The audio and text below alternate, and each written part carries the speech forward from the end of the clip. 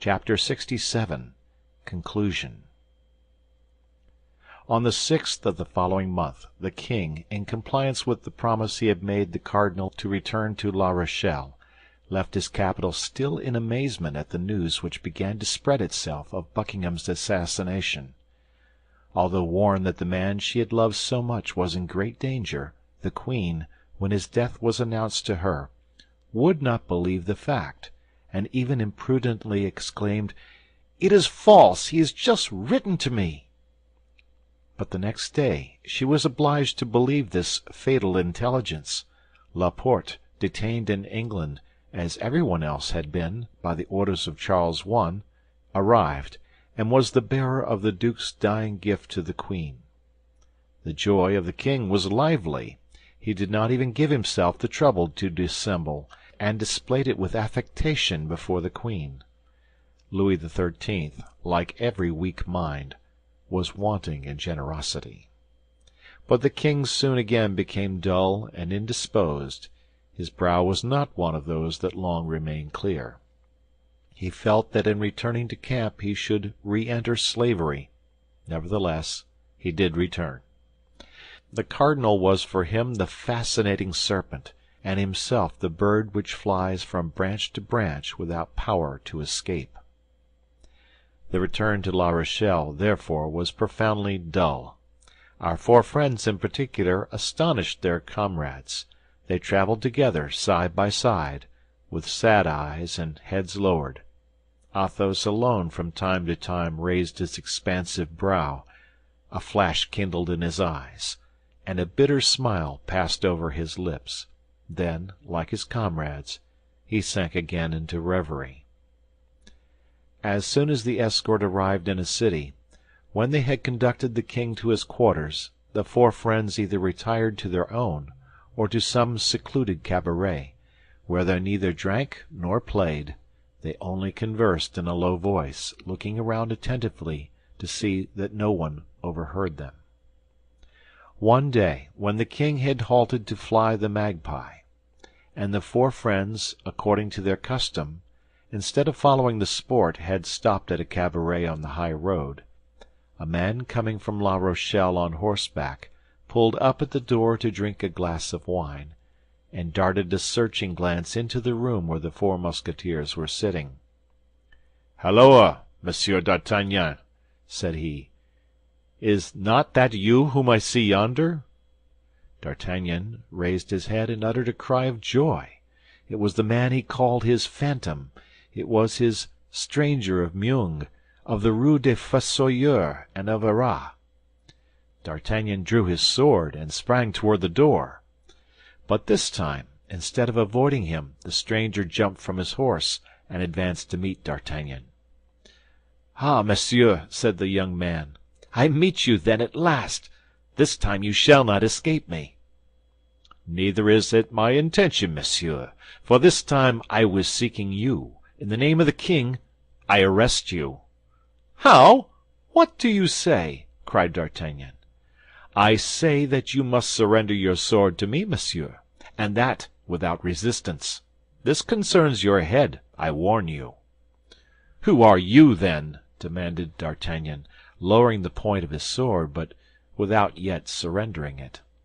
"I am the Chevalier de Rochefort," answered the other, "the equerry of Monsieur le Cardinal Richelieu, and I have orders to conduct you to his Eminence." "We are returning to his Eminence, Monsieur le Chevalier," said Athos, advancing, "and you will please to accept the word of Monsieur d'Artagnan that he will go straight to La Rochelle."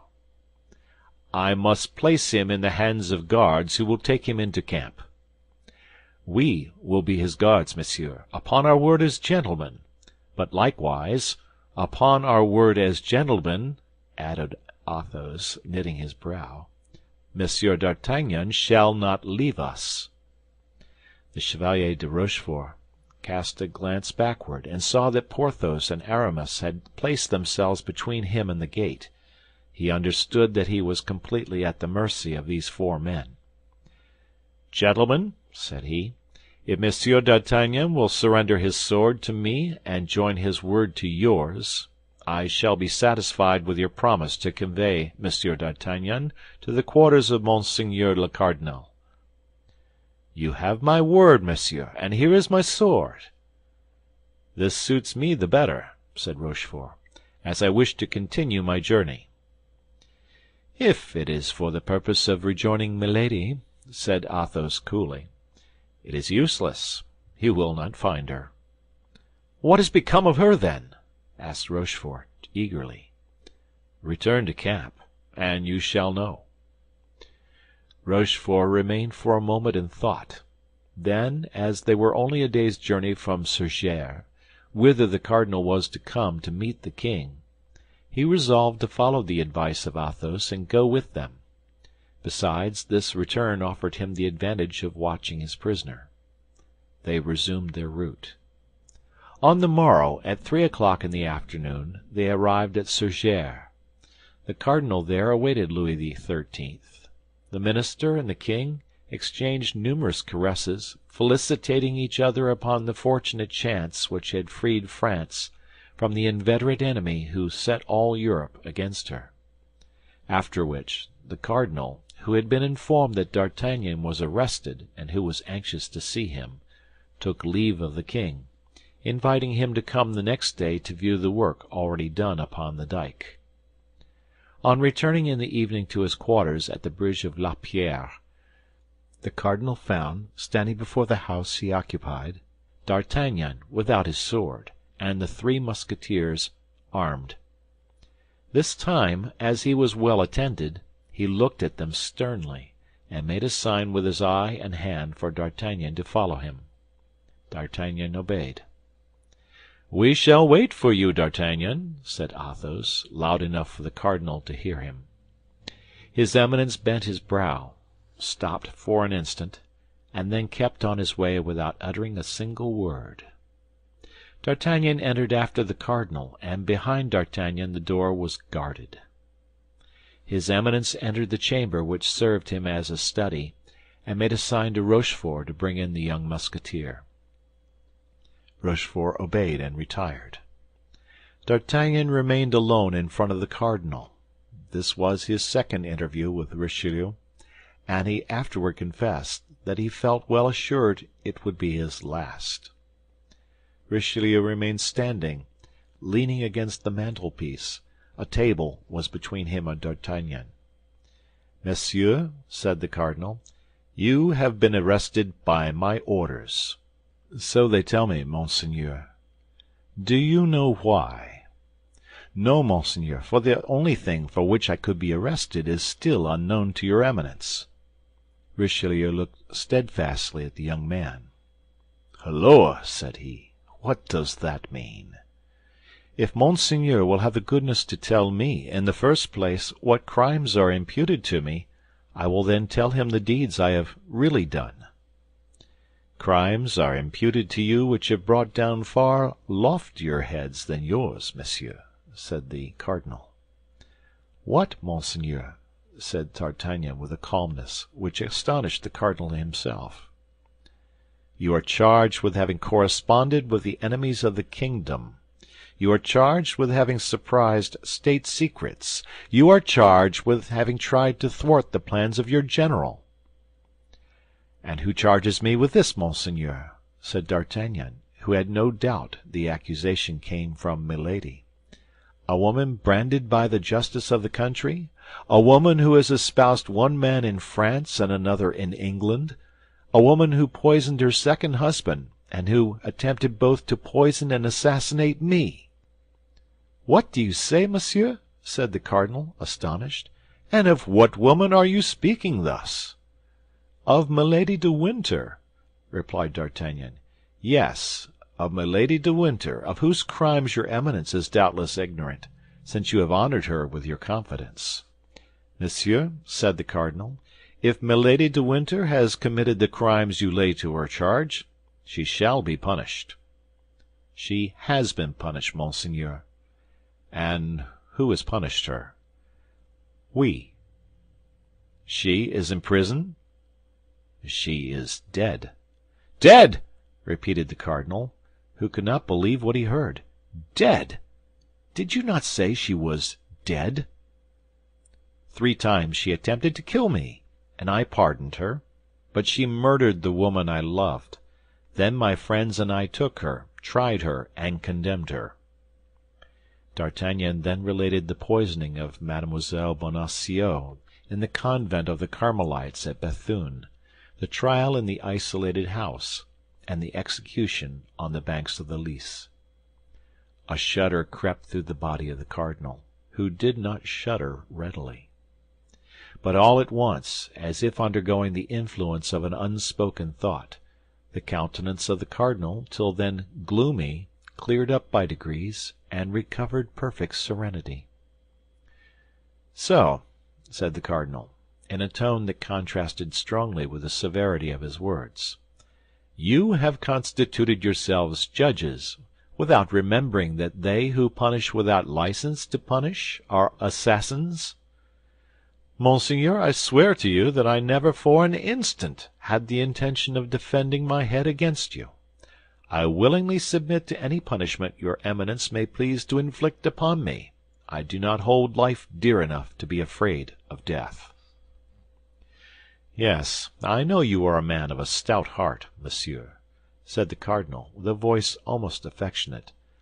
"I can therefore tell you beforehand, you shall be tried, and even condemned." "Another might reply to your Eminence that he had his pardon in his pocket. I content myself with saying, 'Command, monseigneur, I am ready.'"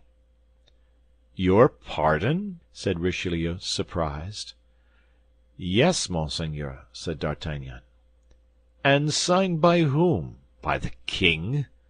And the cardinal pronounced these words with a singular expression of contempt. "No, by your Eminence. By me? You are insane, monsieur." "Monseigneur will doubtless recognize his own handwriting." And D'Artagnan presented to the cardinal the precious piece of paper which Athos had forced from Milady, and which he had given to D'Artagnan to serve him as a safeguard. His Eminence took the paper, and read in a slow voice, dwelling upon every syllable: "December 3, 1627. It is by my order, and for the good of the state, that the bearer of this has done what he has done. Richelieu." The cardinal, after having read these 2 lines, sank into a profound reverie, but he did not return the paper to D'Artagnan. "He is meditating by what sort of punishment he shall cause me to die," said the Gascon to himself. "Well, my faith, he shall see how a gentleman can die." The young Musketeer was in excellent disposition to die heroically. Richelieu still continued thinking, rolling and unrolling the paper in his hands. At length he raised his head, fixed his eagle look upon that loyal, open, and intelligent countenance, read upon that face, furrowed with tears, all the sufferings its possessor had endured in the course of a month, and reflected for the 3rd or 4th time how much there was in that youth of 21 years before him, and what resources his activity, his courage, and his shrewdness might offer to a good master. On the other side, the crimes, the power, and the infernal genius of Milady had more than once terrified him. He felt something like a secret joy at being forever relieved of this dangerous accomplice. Richelieu slowly tore the paper which D'Artagnan had generously relinquished.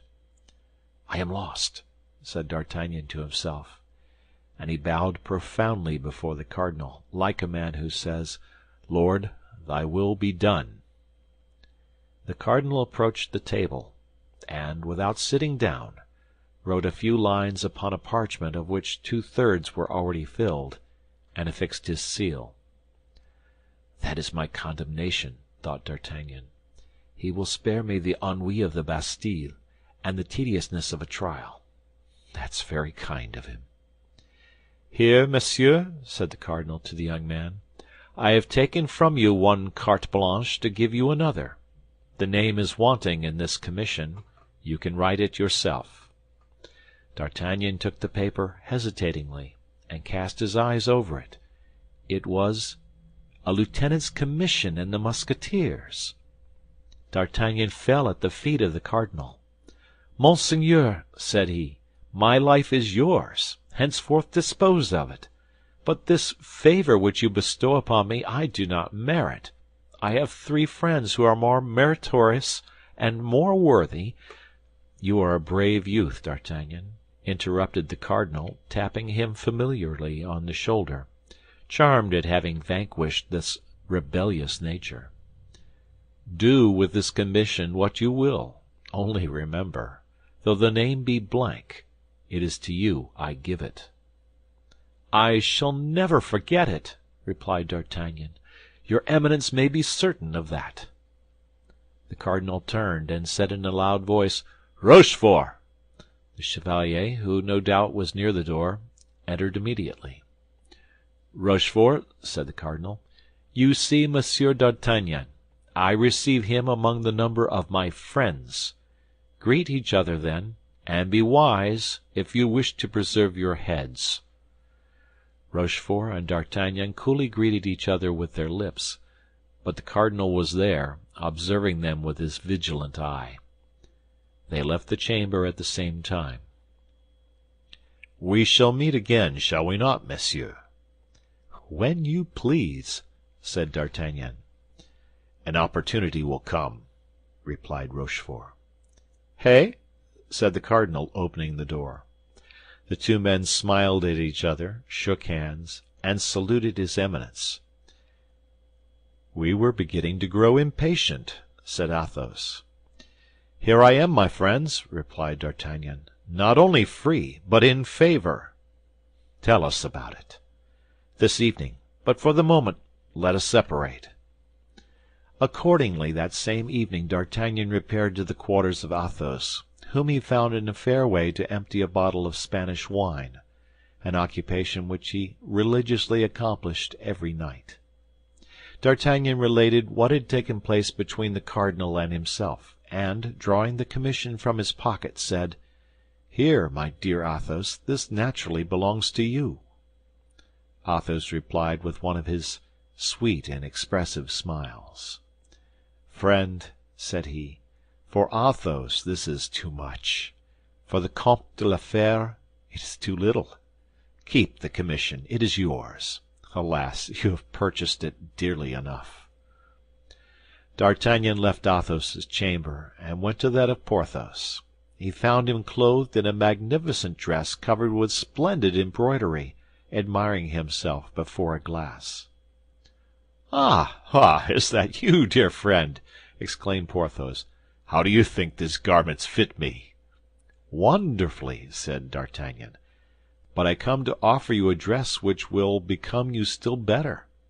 "What?" asked Porthos. "That of a lieutenant of Musketeers." D'Artagnan related to Porthos the substance of his interview with the cardinal, and said, taking the commission from his pocket, "Here, my friend, write your name upon it and become my chief." Porthos cast his eyes over the commission, and returned it to D'Artagnan, to the great astonishment of the young man. "Yes," said he, "yes, that would flatter me very much, but I should not have time enough to enjoy the distinction. During our expedition to Béthune, the husband of my duchess died. So, my dear, the coffer of the defunct holding out its arms to me, I shall marry the widow. Look here, I was trying on my wedding suit. Keep the lieutenancy, my dear, keep it."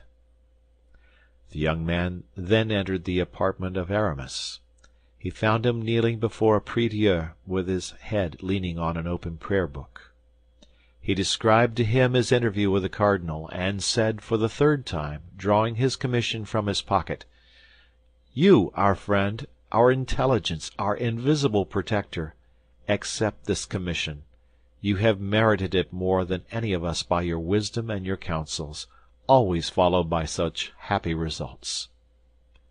"Alas, dear friend," said Aramis, "our late adventures have disgusted me with military life. This time my determination is irrevocably taken. After the siege, I shall enter the house of the Lazarists. Keep the commission, D'Artagnan. The profession of arms suits you. You will be a brave and adventurous captain." D'Artagnan, his eyes moist with gratitude, though beaming with joy, went back to Athos, whom he found still at table, contemplating the charms of his last glass of Malaga by the light of his lamp. "Well," said he, "they likewise have refused me." "That, dear friend, is because nobody is more worthy than yourself." He took a quill, wrote the name of D'Artagnan in the commission, and returned it to him. "I shall then have no more friends," said the young man. "Alas, nothing but bitter recollections." And he let his head sink upon his hands, while two large tears rolled down his cheeks.